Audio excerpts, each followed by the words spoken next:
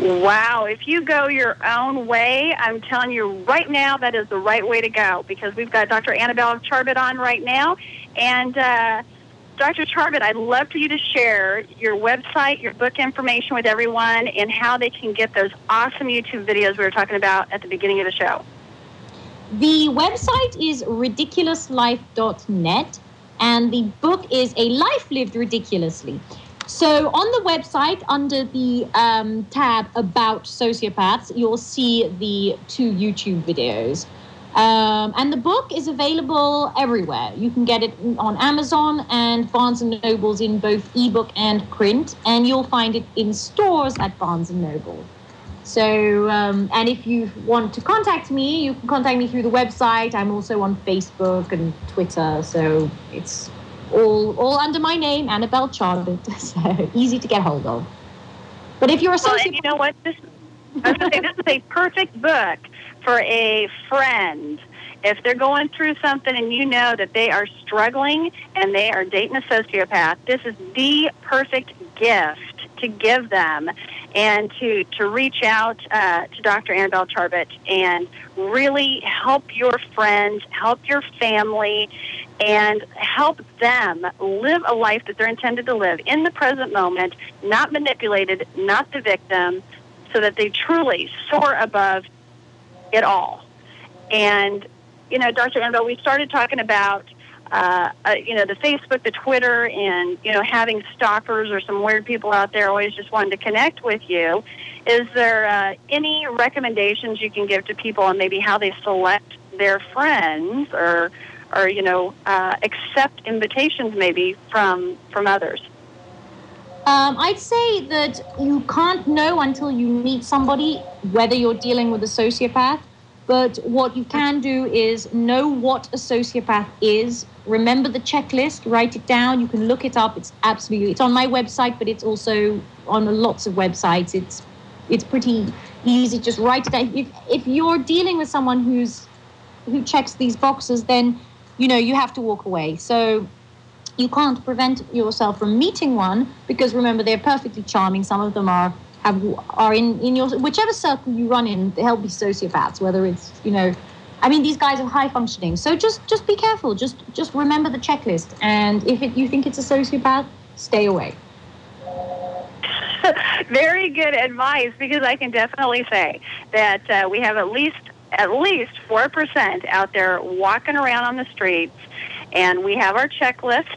We have videos to inform us. We have a book to entertain us and tell us a little bit about experiences and how we can definitely really start paying attention so that we can live, without being manipulated and controlled. And I think that's just so important now, especially with all of the, like I said, with all the social media, with all of the different tools, I almost want to say, that they have in this warrior toolkit that they carry around to make you feel bad.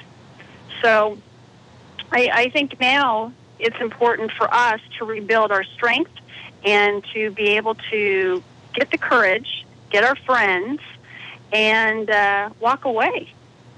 Yeah, absolutely.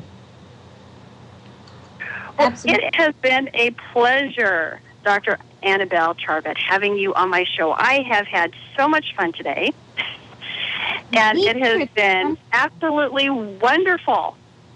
Thank you. Thank you so much for having me on the show. It's been absolutely wonderful, and I hope I was able to help. Oh, absolutely. Just hearing all the different tools, all the different techniques that you shared, I just sat here and was going, I know for a fact. I have several people that, I tweeted and sent out some cinchcasts to say, hey, you have got to listen to the show. And, I love you to bits. Sorry. And you know who you are. And I just really think that it is so important to now listen and take the advice that you've been given and make the choice, take the action steps, and start making progress in your life and letting go of that sociopath who's controlling you. Don't let them hurt you, control you, and play those mind games with you anymore. Shut that off. Cancel that cable channel. Yes, exact, perfect words. Right? And I just know that, there's just so much out there, like you mentioned, on the internet that people can go out. They can look up, we talked a little bit about OCD, obsessive compulsive disorder, a little bit at the beginning of the show.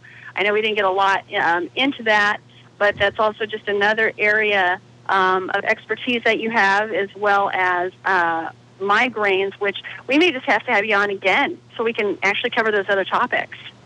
Oh, I'd love to. Absolutely. I can talk to you for hours about OCD. It's my other favorite subject. And, is there characteristics? We've got a couple minutes. Characteristics of OCD that maybe people are wondering why they have certain things that they continuously do and don't quite understand. So do you have some characteristics of OCD so people can kind of hear that? Maybe they can help others with that as well, and even go out to your site and look it up a little bit. Yeah, OCD is characterized by the repetitive thoughts, the obsessions. What makes OCD so hard to ignore if you're suffering from it is that the obsessions are also accompanied, and this is all to do with brain wiring. They're accompanied by intense anxiety. So you can't just ignore them. It's not like having that song trapped in your head and it's just annoying. It's a thought that is accompanied by urgency and anxiety. This is what leads to the compulsions. The compulsions are an attempt to try to calm the obsessions. And the reason, the problem with the compulsions is they don't work, because the obsessive thinking and the anxiety are always going to be there. So the compulsion will calm it for a matter of minutes, and then the obsessions will come back. This is why the OCD is such a repetitive condition, and that's why people who have OCD are doing things repetitively. So it's a really it's mental torture. It is one of the absolute mental tortures that are out there. Wow. Wouldn't wish it on anybody. And it's self-inflicted, right? Is it self-inflicted? Oh no, it's that too is biological. We have areas of the brain. There's an area that we call it the error center of the brain. Again, it's up in the cortex, and it's another evolutionary area, and it's designed to let you know when something is wrong and needs to be fixed.